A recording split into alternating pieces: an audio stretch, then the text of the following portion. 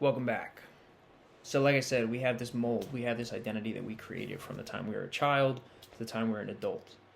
And things we don't know, don't realize, we've built this identity, right? So, there's things we want and that we go after for to elevate ourselves in the community, in the group that we're in, right?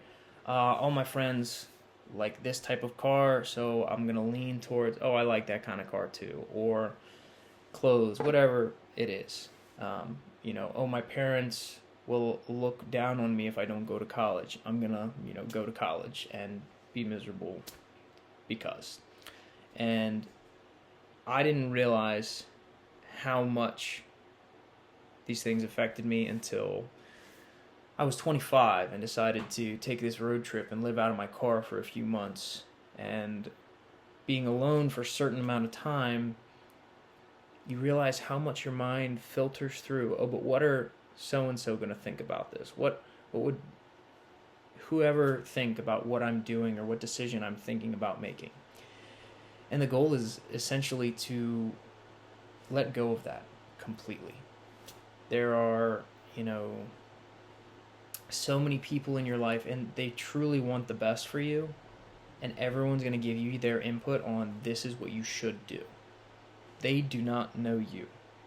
You barely know you. You say you're on the cusp of adulthood, you don't know who you're going to be.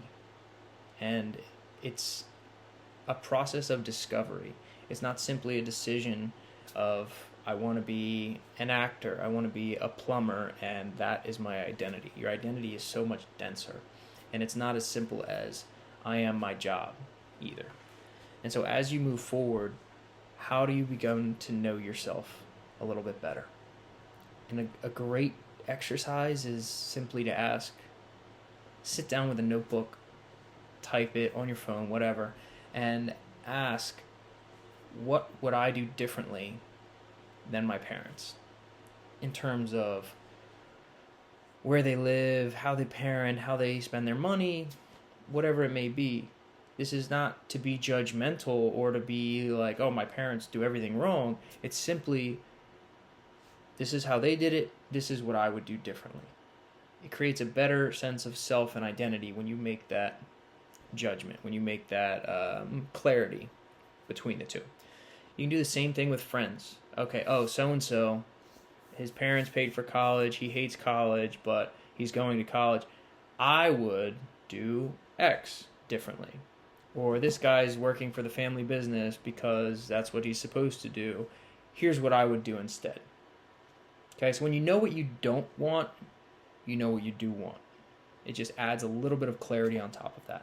And spend time alone with these kinds of questions and these kinds of these journal sessions. I'm going to encourage you to journal a lot.